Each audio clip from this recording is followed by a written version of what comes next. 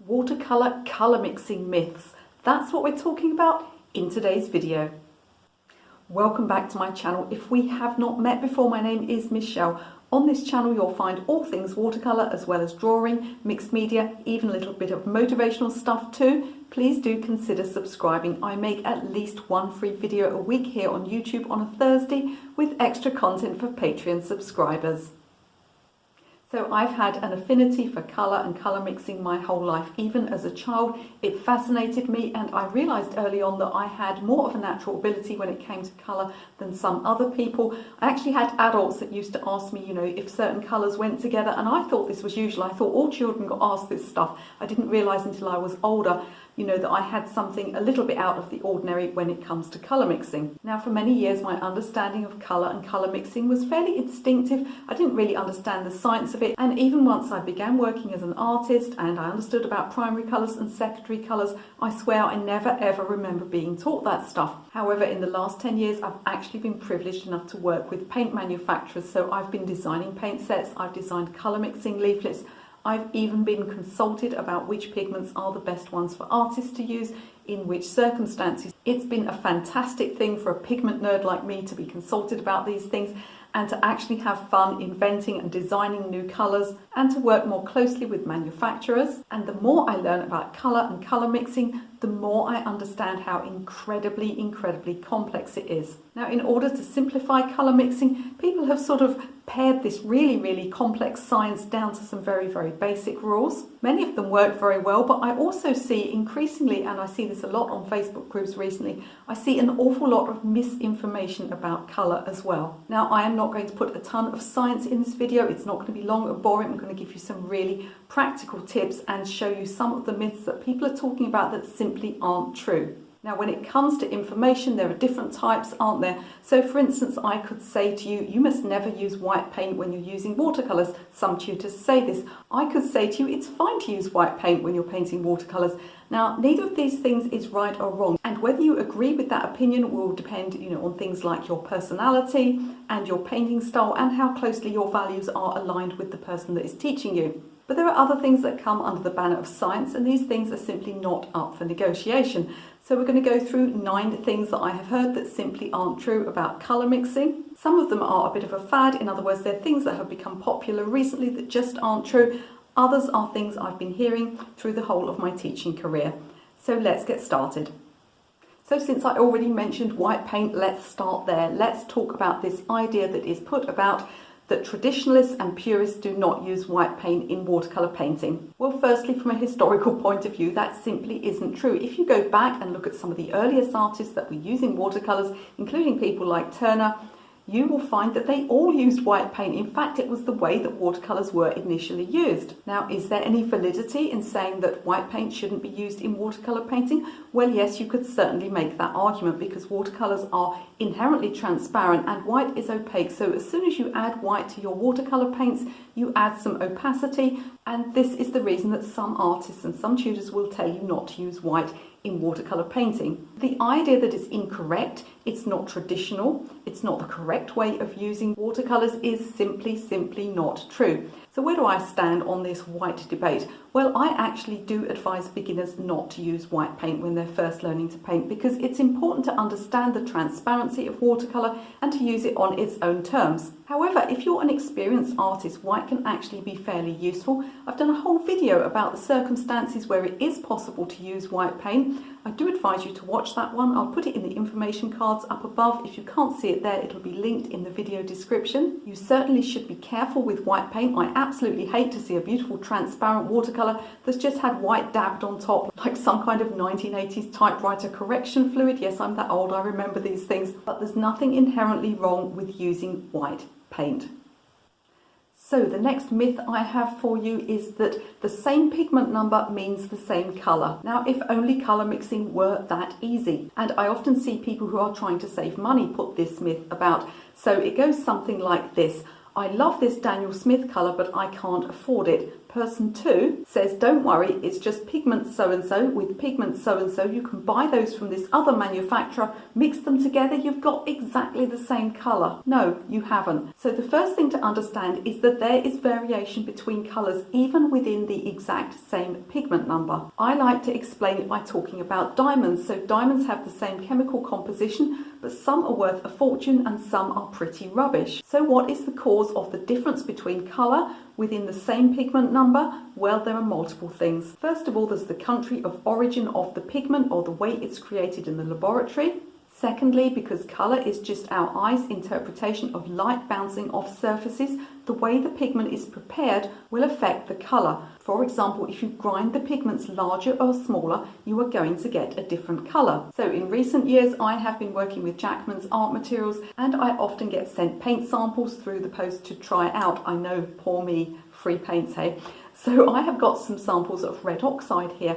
Now, Mark Jackman, who owns Jackman's Art Materials, was having a bit of an obsession with red oxide. He sent me, I mean, I've got 4 here, but I think that he had about 8 or 9, and I swatched them all, and they were all different colours. Now, red oxide, you'll be interested to know, actually is sold under many different names. Sometimes it is called red oxide, sometimes it's called English red, sometimes it's called Venetian red, and it has other names as well. There is a huge variation within that pigment. Now, another thing that affects the way a pigment looks is, of course, the quality of the pigment that people are buying, especially if it's a natural pigment. Just like anything else, including diamonds, you're going to get good and you're going to get bad. You also want to consider that there is sometimes a slight advantage for the larger manufacturers because they have a wider range of pigments that not only they can afford, so they can bulk buy pigments that smaller manufacturers may not be able to afford. So the idea that you can just look at a tube of Winsor & Newton or Daniel Smith and you see the pigment number and you can buy that same pigment number somewhere else, well, hey, I've got the same paint, you absolutely haven't. So it is simply not true that the pigment number denotes the exact same colour across any brand. At this point, as always, I'm going to ask you if you are enjoying this video and getting some value from it, please can you click the like button, give me that thumbs up, because YouTube rewards channels with audience interaction. So if you can like, share, subscribe, or leave me a comment, YouTube will push this video out to more people. I recently passed 30,000 subscribers on YouTube. I'm so grateful to all of you who watch me here. Please do click that like button, it helps me to grow my channel.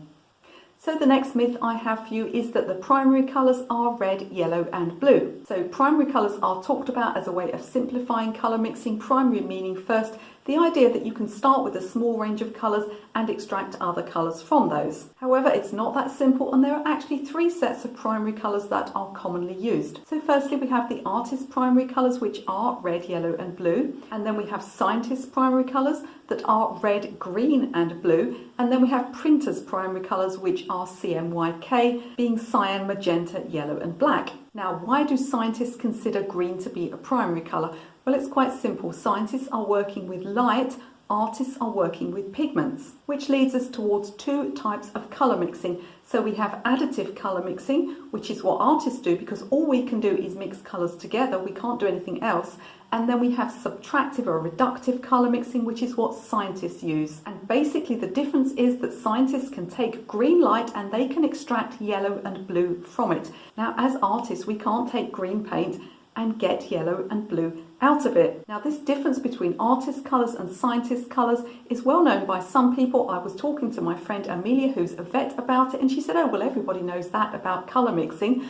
I learnt that at university. Well, that's fantastic, but all I learned at my school was that the maths teacher was prepared to bribe us with beer in order to go and chat up the PE teacher, and both of them were married. So that's the kind of school I went to. They weren't big on colour mixing theory. So the first time that I began to understand that there was a difference between scientist primary colours and artist primary colours was when I happened to look at the back of a tube of green paint one day. So I had become used to pigments and what the numbers meant, and I understood that PB meant pigment blue and PY meant pigment yellow. And I'd been looking at the back of some tubes of green paint, and as expected, because these were mixed colours, I was finding blue pigments and I was finding yellow pigments. Blue and yellow made green. Fair enough.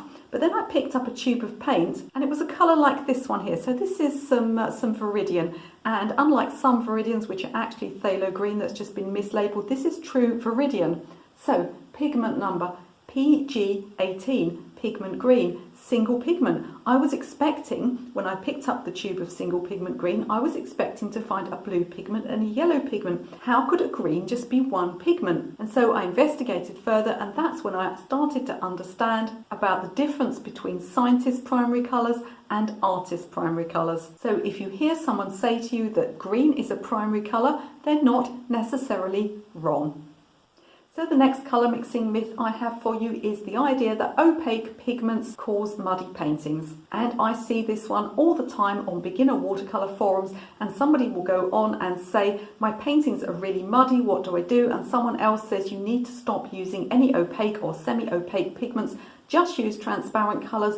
All of your problems are solved. Now, there is some partial truth in this, because opaque pigments can be one of the contributing factors towards muddy paintings. However, they're not by any means the only thing that causes muddy painting, and in my opinion, they're not even the most common thing that causes muddy paintings. So I've done a whole video about how to avoid muddy paintings, and I'll link to that one above and in the video description, and you can look at all the different reasons why you might be getting muddy or murky looking paintings. And if you can't be bothered to watch that and you just want a spoiler alert, let me tell you that the most common reason for muddy paintings, in my opinion, is lack of tonal contrast. But I do advise you to watch that video because there are many other causes too. Now, the main reason that I disagree that opaque pigments cause muddy paintings is because there are so many mediums out there which are truly opaque, or at least very opaque, because very few things are 100% opaque. But there are a lot of opaque mediums out there, including things like oil painting, acrylics, pastels, and you don't get a whole lot of people accusing those paintings of being muddy. So used correctly, opaque and semi-opaque pigments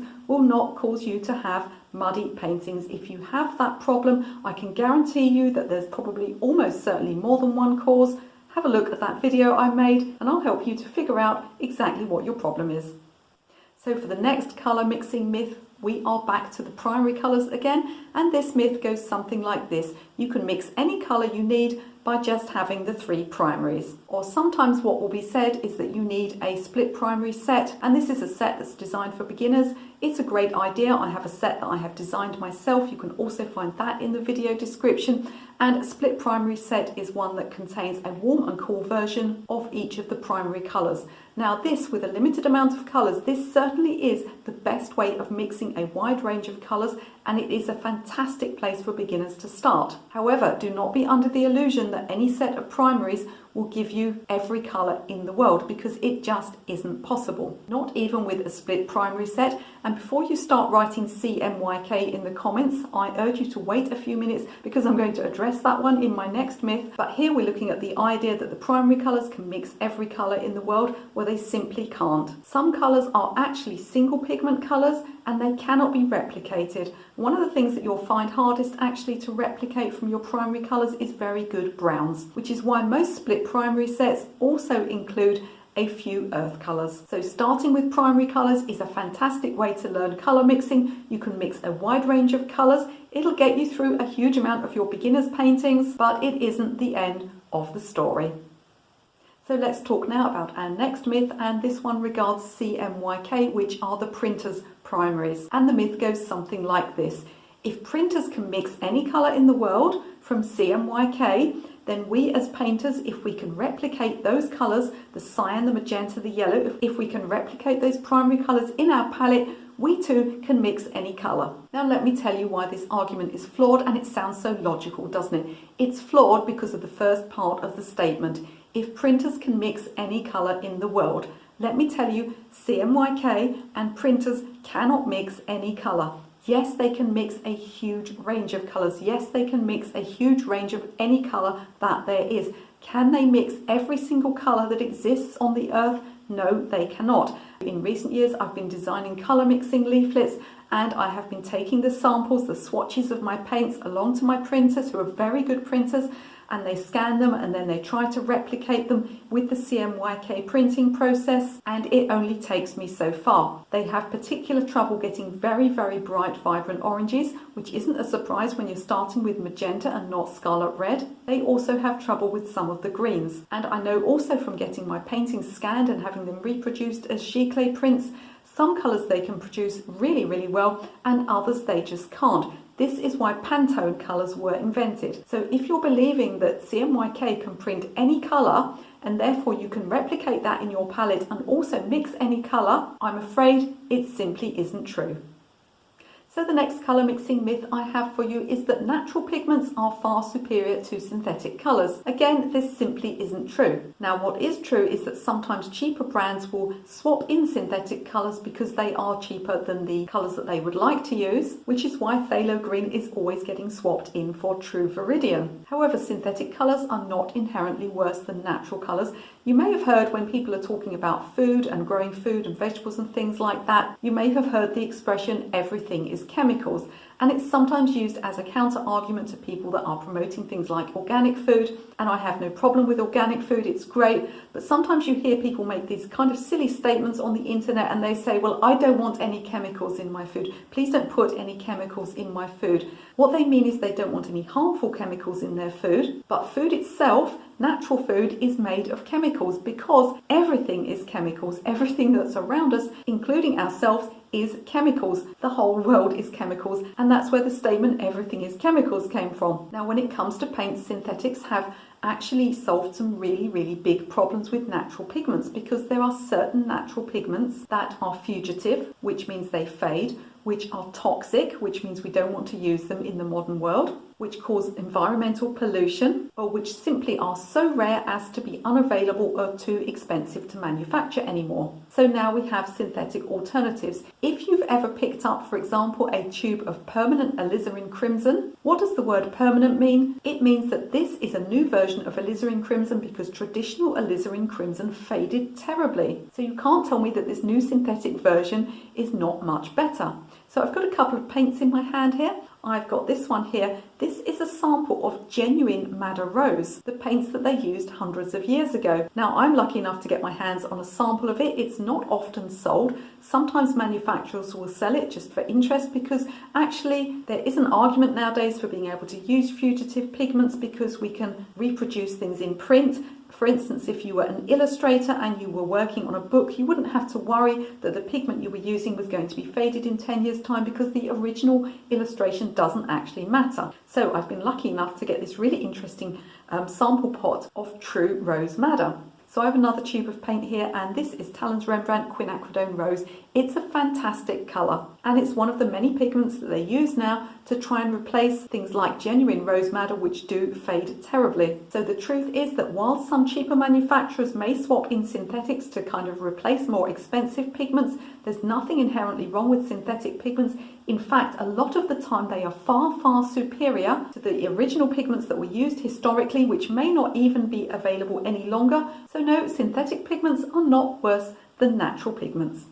So the next colour mixing myth I have for you today is the one that says all tube greens are bad. Now you might think this is a bit hypocritical of me, because I have made videos telling beginners which paints they should avoid. I have a really popular one which tells you 3 colours that beginners get into trouble with, and one of them is that bright unnatural green that they put in every beginner's set.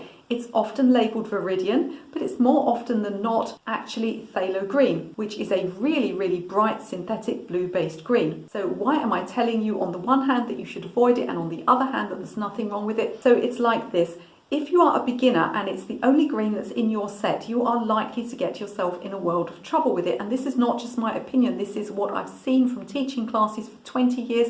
I have seen people again and again. I have seen so many day-glow bright green landscapes that look like space aliens live there. It's really, really depressing and really, really difficult to get beginners away from just sticking that green into absolutely everything. However, if you're an experienced artist, that sort of green is actually a really, really useful colour in your palette and can be adjusted in many ways. So tube greens and ready mixed greens aren't inherently bad. There are actually some beautiful ones. One of my most favourite ones is Daniel Smith's Green Gold. There are lots of other beautiful colours as well. and there are many advantages to using them. But there are two problems with ready mixed tube greens. One, as I've spoken of already, is the fact that it stops beginners from learning how to mix greens, which is why I do advise beginners to start with the primary colours, because it'll help you to understand how to mix greens. The other is that there is such a vast amount of green. So green is a secondary colour and it sits alongside orange and purple. Those are the other secondary colours. But when we look out into the natural world, there's not a lot of orange or purple out there, except perhaps in a few flowers. What we're looking at mostly is greens.